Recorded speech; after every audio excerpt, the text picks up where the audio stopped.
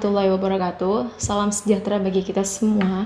Dan untuk sedikit sharing nih untuk kita semua dan bagi kawan-kawan sekalian. Dengar-dengar nih kan, karena lockdown dan PSBB itu nggak berhasil diberlakuin di Indonesia. Maka pemerintah Indonesia semakin kesini semakin mengambil tindakan yaitu dengan memberlakukan sistem herd immunity. Setelah Lebaran Idul Fitri ini, pemerintah nggak akan lagi update berapa jumlah rakyat yang terkena COVID. Kemungkinan sekitar 18.000 hingga 19.000-an. Dan kemungkinan lagi nih dalam waktu dekat ini, sistem herd immunity ini akan diberlakukan di Indonesia.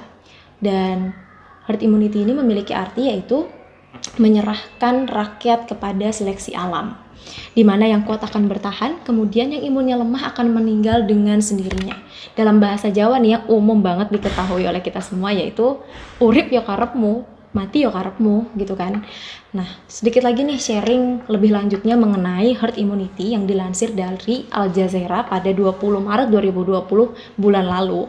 Herd immunity adalah situasi di mana cukup banyak orang dalam satu populasi yang memiliki kekebalan terhadap infeksi sehingga secara efektif dapat menghentikan penyebaran penyakit tersebut. Nah, caranya itu ada dua. Yang pertama, dengan vaksin. Belum ada vaksin COVID. Dan yang kedua, dengan membiarkan 70% populasi terinfeksi virus sehingga dapat memberikan kekebalan antibodi itu secara alami. Dan sambil menunggu nih vaksin itu ada, dan vaksin itu kan ada nggak mungkin dalam waktu cepat, paling cepat ya 1 tahun kemungkinan kalau cepat ya. Maka pilihan herd immunity adalah dengan cara menginfeksi penduduk secara keseluruhan. Bayangin ya, secara keseluruhan. Dari kemungkinan infeksi ini hanya ada 2 kemungkinan yang bisa kita lihat dan kita saksikan bersama, yaitu bertahan hidup bagi yang kebal dan meninggal dunia bagi yang tidak kuat.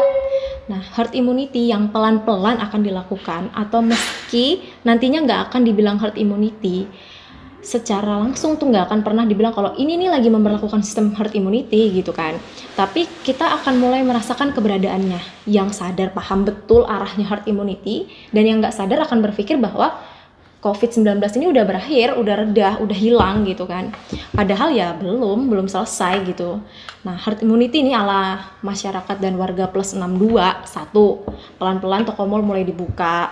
Terus transportasi mulai lagi dibuka dengan adanya protokol kebersihan atau adanya protokol kesehatan yang tinggi. Terus yang kedua, pelan-pelan sekolah akan mulai dibuka. Terus yang ketiga, pelan-pelan kantor mulai beraktivitas secara efektif lagi, secara aktif lagi seperti biasanya, dan diperbolehkan untuk aktif kembali dengan persyaratan adanya protokol kesehatan, adanya tempat cuci tangan gitu kan. Dan dampak negatif dan positif dari herd immunity ini juga ada. Yang pertama nih yang harus kita ketahui yaitu dampak positifnya, di mana pandemi akan segera berakhir. Yang kedua, akan terbentuk manusia yang lebih kebal, beradaptasi dengan penyakit baru. Yang ketiga, perekonomian tidak terhambat perkembangannya. Itu yang positif. Sedangkan ada juga yang negatifnya nih. Negatifnya yang pertama, akan kehilangan penduduk hampir separuh juta jiwa. Bayangin, separuh juta jiwa kita akan kehilangan penduduk. Dan yang kedua, adanya kematian massal. Yang ketiga, rumah sakit akan super kewalahan.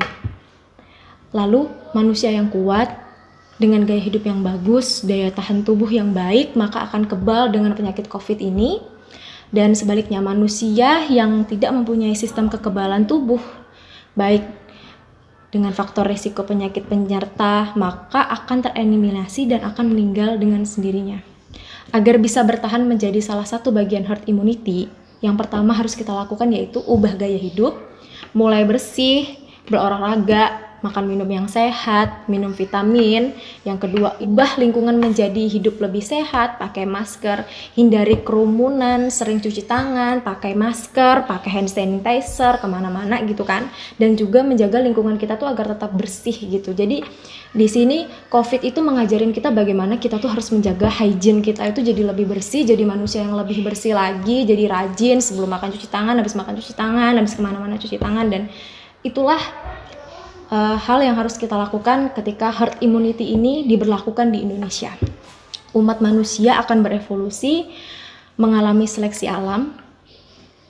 Harus ada yang dikorbankan, semoga tidak banyak.